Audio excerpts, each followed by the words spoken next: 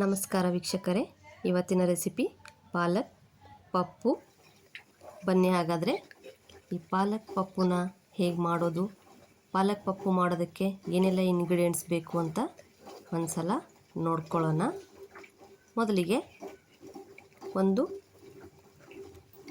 ದಪ್ಪ ಸೈಜ್ ಈರುಳ್ಳಿನ ಕಟ್ ಮಾಡಿ ಇಟ್ಕೊಂಡಿದ್ದೀನಿ.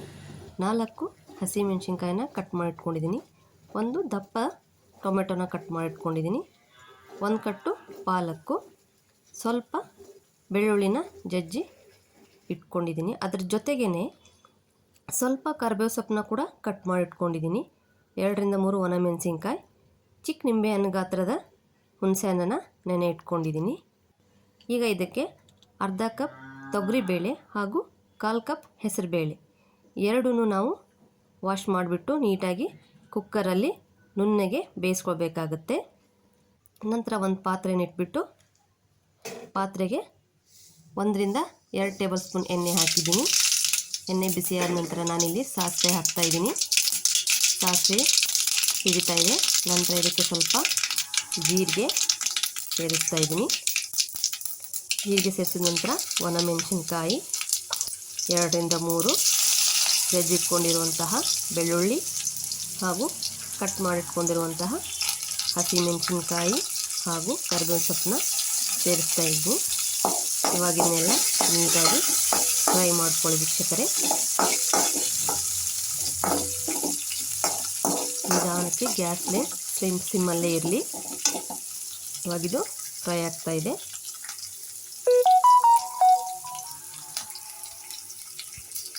ಇದಕ್ಕೆ ಇವಾಗ ನಾವು ಕಟ್ ಮಾಡಿಟ್ಕೊಂಡಿರುವಂತಹ ಈರುಳ್ಳಿನ ಸೇರಿಸೋಣ. ಈರುಳ್ಳಿನ ಸೇರಿಸ್ಬಿಟ್ಟು ಮಿಕ್ಸ್ ಮಾಡಿ ಫ್ರೈ ಮಾಡಿಕೊಳ್ಳಿ.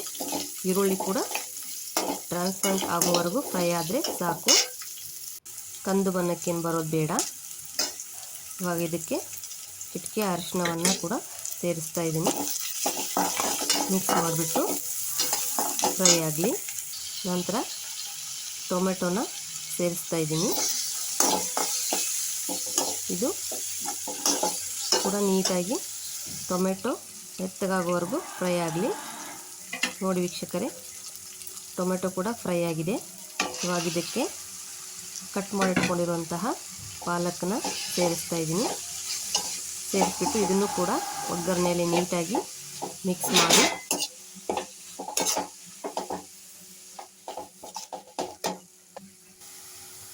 ಇವಾಗ ಪಾಲಕ್ ಸೊಪ್ಪು ಕೂಡ ಫ್ರೈ ಆಗಲಿ. ಇದಕ್ಕೆ ನೆನೆಸಿಟ್ಕೊಂಡಿರುವಂತಹ ಹುಣಸೆ ಹಣ್ಣಿನ ರಸವನ್ನು ಸೇರಿಸ್ತಾ ಇದ್ದೀನಿ ವೀಕ್ಷಕರೇ. ಇದನ್ನು ನೀಟಾಗಿ ಮಿಕ್ಸ್ ಮಾಡ್ಕೊಳ್ಳೋಣ. ಖಾರ ಹುಳಿ ಎಲ್ಲ ನೀಟಾಗಿ ಸೊಪ್ಪಿಗೆ ಇಟ್ಕೊಳ್ಳಿ. ಸೊಪ್ಪು ಕೂಡ ಸ್ವಲ್ಪ ಸಾಫ್ಟಾಗಿ ಬೇಯಲಿ ವೀಕ್ಷಕರೇ.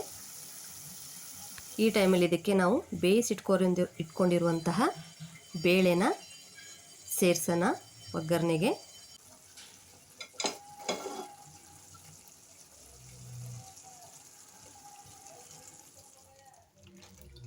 ಇವಾಗ ಬೇಳೆನ ಸೇರಿಸ್ತಾ ಇದ್ದೀನಿ.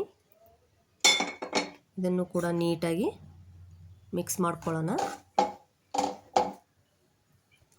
ಈ ಪಾಲಕ್ ಪಪ್ಪು ಸ್ವಲ್ಪ ಗಟ್ಟಿಯಾಗಿದ್ರೇ ಟೇಸ್ಟ್ ಆಗಿರುತ್ತೆ ವೀಕ್ಷಕರೇ. ಹಾಗಾಗಿ ಜಾಸ್ತಿ ನೀರನ್ನು ಸೇರ್ಸೋಕ್ಕೆ ಹೋಗಬೇಡಿ. ಇದಕ್ಕೆ ರುಚಿಗೆ ತಕ್ಕಷ್ಟು ಉಪ್ಪನ್ನು ಸೇರಿಸ್ತಾ ಇದ್ದೀನಿ. ಉಪ್ಪನ್ನು ಸೇರಿಸ್ಬಿಟ್ಟು ನೀಟಾಗಿ ಒಂದು ಸತಿ ಮಿಕ್ಸ್ ಮಾಡಿಬಿಟ್ಟು ಬೇಯಿಸೋಣ. ತುಂಬ ರುಚಿಯಾಗಿರುತ್ತೆ ಇದು. ಅನ್ನಕ್ಕೆ ತುಪ್ಪ ಹಾಕ್ಕೊಂಡು ತಿಂತಾಯಿದ್ರೆ ಟೇಸ್ಟು ತುಂಬ ಚೆನ್ನಾಗಿರುತ್ತೆ. ಇವಾಗ ವೀಕ್ಷಕರೇ ರೆಡಿಯಾಗಿದೆ ಪಪ್ಪು. ನೀವು ಒಂದು ಸಲ ಟ್ರೈ ಮಾಡಿ. Thank you.